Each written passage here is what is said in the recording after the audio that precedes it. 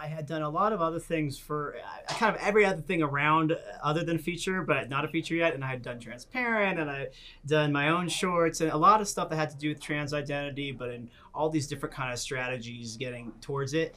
And then I got this script in my inbox I guess it was in 2017, from James Schamus and Howard Gertler for Adam, and I had no idea what to expect, and I heard it was about a regular teenage straight boy that gets mistaken as a trans guy and then gets way in over his head, and I didn't really know how I was going to respond to it, but it kind of blew me away because it was such a radical approach to this sort of mistaken identity genre that we've seen over and over again, from 12th Night to Yentl and Tootsie, but it was kind of this crazy inverse of it that also kind of made the queer and trans world sort of accessible for people who didn't know anything about it, but it was also very, very authentic to people who did know about it. So I felt like it was a really exciting backdoor into this idea, and I could kind of hold both of those audiences at the same time and make this comedy that was, broadly appealing in that sense too.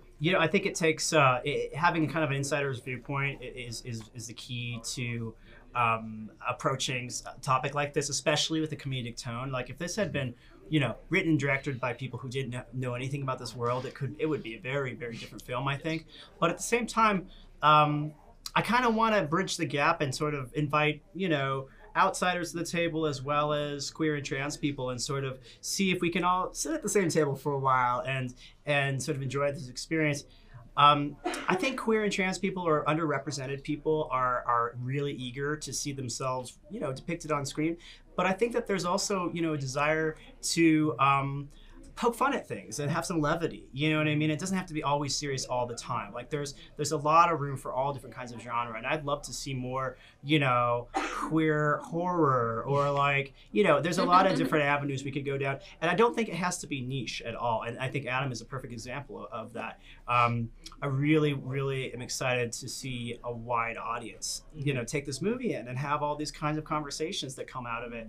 And we just had our premiere earlier today, and people were like screaming, laughing in the theater. It was like unbelievable. It was pretty amazing. So, I just really believe in the power of storytelling, and that you can reach broad groups of people through very specific stories.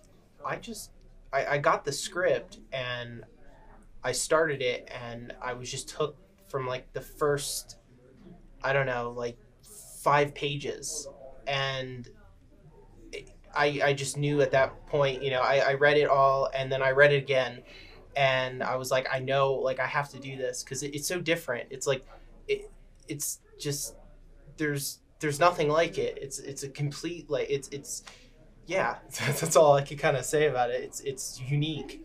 It's a unique story, and it's funny, and yeah. I was approached through Instagram. I was actually intending to go to my first year of social work school for my master's degree. And they were looking for some trans folks to try out for this character, Ethan, who is trans. And it's big, and yet it's not. It's not a big part of his life for most of the movie that we see. And when it becomes something that he shares with people, it's this moment of, wow, that's just how his journey is going. And there's a lot of similarities between me and Ethan, love of film. And I was really curious about what his role in all of this was. How does he help Adam, or is he kind of just like in the background? And it's a little of both. And so I had a lot of fun, and it was a great first role. So I'm really glad this was it.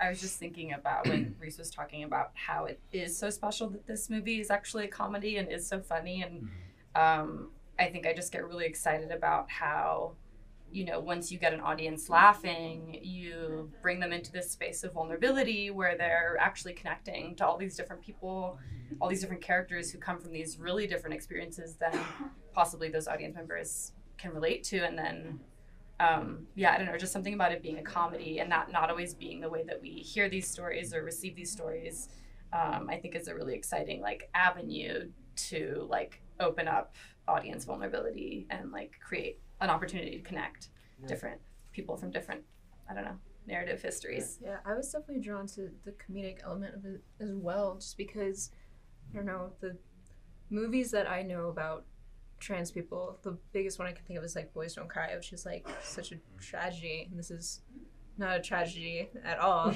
And so it was just refreshing, and yet the uniqueness of the story and the way that it's told, and I just really also sort of fell in love with my character June. And her just, I don't know, capacity to love.